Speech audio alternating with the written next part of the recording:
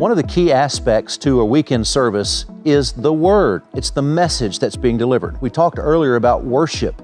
Also, guest services and kids are the other elements to a weekend service. But when we think about the messages that we preach, the Word, we want to make sure that the messages are two things, relevant and revelational. By the way, I had to look it up. Revelational is actually a word. I thought I made it up, but I didn't. So we want to make sure it's both of those things. Number one, relevant. You want to know who your audience is.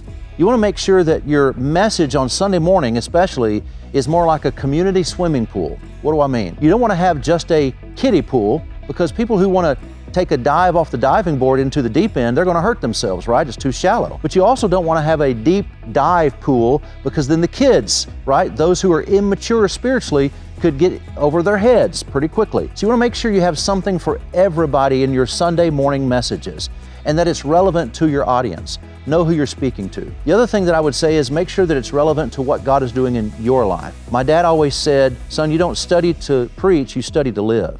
In other words, we have to minister out of the overflow of what God is saying to us, and then it's relevant to us and it's relevant to our audience. The other thing is you want to make sure that it's revelational. Make sure that it is aha moments. Make sure that it's something that people need to hear to challenge them, not just encourage them, which they need, but also challenging them to grow and mature as believers. Now, to effectively make sure that your messages are accomplishing what you want to accomplish, there's several things that I want you to keep in mind. Number one, make sure that you have a teaching team. What do I mean by that?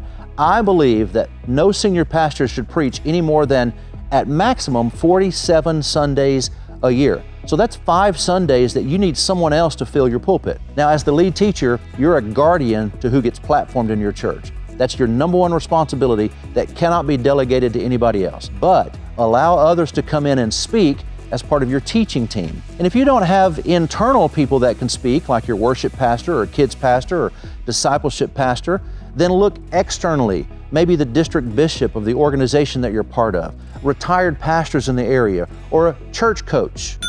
You can bring those in, bring me in, bring anybody in to help fill the pulpit so you can take time away. Because you're always giving out, be careful that you don't give out. So share the load and put together a teaching team so that you're only speaking no more than 47 times a year. The other thing you want to think about is establish a culture of critique. Put together 2 or 3 people that you trust and put together a sermon review team. In other words, either before you preach it or after you preach it, bring people together to say, how effective was this in communicating the message that I wanted to communicate? Because I believe we all need to be getting better at what God has gifted us at doing. So sharpen your skills by putting together a team to help review your sermons. And the last thing that I want to tell you is to make sure that when you're delivering your message, make sure it's authentic. Don't want to give a message out that somebody else has preached just because you heard them preach it and it was good. But again, make sure it's coming from your spirit. Make sure that it's authentic, and make sure that you're real and transparent. You know what? You're good at being you. You're really good at being you.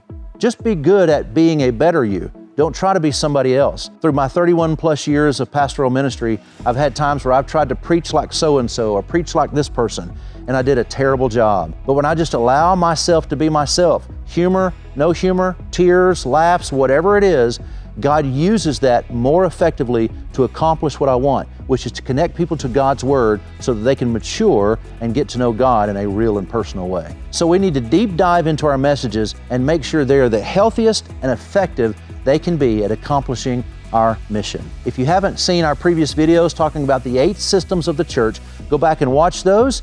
And last time we talked about how to have anointed and engaging worship. Be sure to watch that video as well. Follow us on social media, comment on this video, ask questions, let us know your thoughts, share it with others, and be sure to subscribe to our YouTube channel as well. Next time, we're going to talk about warm and welcoming guest services and how important that is to your weekend service. See you next time.